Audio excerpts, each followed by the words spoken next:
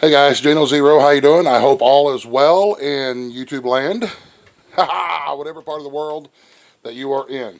Okay, we're getting ready for winter time. The evening and the nights are starting to get cold.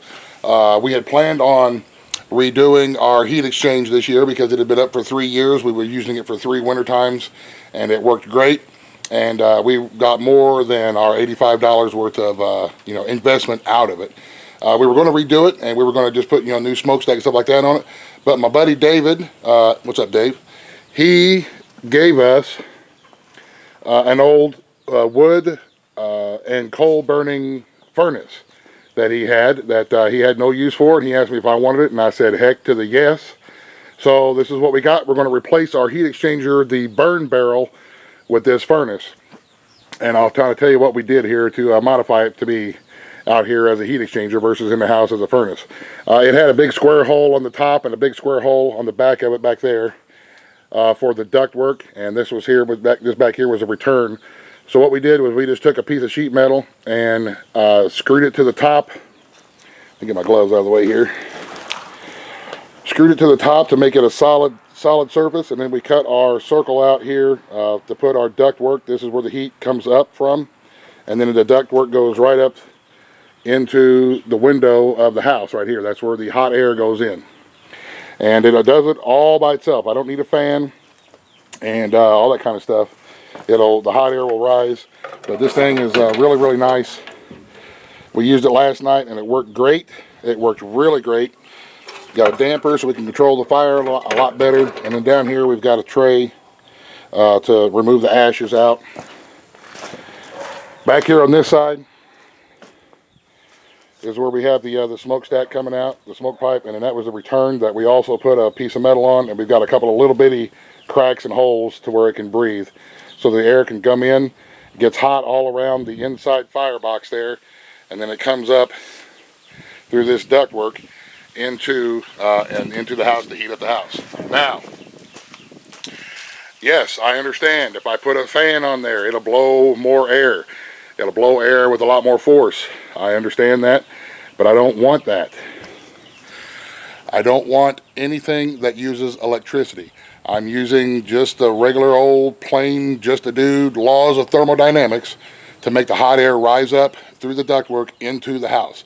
I don't want anything that uses electricity because our power goes out in the wintertime, and if we're depending on a fan to move hot air, well, without power, we don't have the fan. And we could hook them up to the solar bank, but I don't want to. I don't want to use any more power than I absolutely have to, electricity-wise. That is why we're sticking with the basics. Burn box, outer box. The fire heats up the burn box, which heats up all the air that's in this outer box around here. That hot air has to rise. It doesn't have any choice. It has to rise. So the only place that it can go up is right here through this ductwork, and then it goes up and out. And you would be surprised, the air comes out, it comes out nice. I mean, it doesn't have a fan on it, but it still comes out nice. And I measured it last night, and it was about 155 or so degrees, the temperature of the air that was coming out.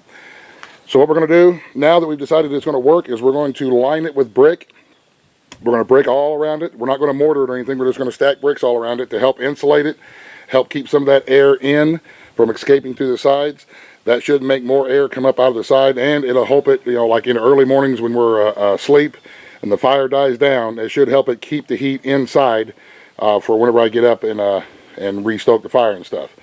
But this is going to, I think this is going to be a huge improvement. I think it's going to burn a lot more efficiently than the big burn barrel did, which hopefully will cut down on the amount of wood that we have to use. So me and my buddy Greg put this together yesterday. We didn't make a video about it because it was raining, and I don't want to make a video in the rain to mess up my camera. So here's what we have it. The new and improved heat exchange from a wood/coal burning furnace.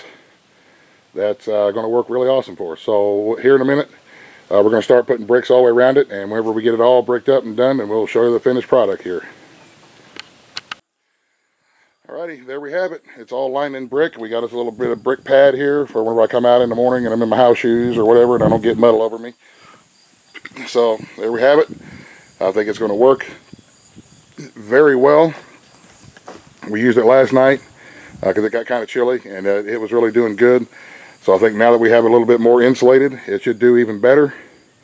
A little bit of more insulation here and there to do, but it's going to serve us well, I'm quite sure, and I'm very happy with it. And it's completely 100% self-sufficient. Put wood in there, and it will put heat into the house. Like I said, on the window there, we just cut a piece of plywood to fit the window, and then we're taped up around it to seal it up. But pretty simple, pretty basic, and it will keep us warm this winter. So there you have it, guys. That's our new and improved heat exchange that we're going to use to keep ourselves warm this coming winter. Thank you very much, David, for giving this to us. Very happy with it. Thank you, Mr. Much, Mr. Moving On Greg. He's my good friend. He's always over here helping me do stuff and get my projects done. Really appreciate that. So there you have it. Thanks for watching. Time to go start tearing down the garden, getting ready for the winter time, and get us a big old stack of firewood over here now. So you guys have a great day. God bless. The end. Buzz, buzz. The end.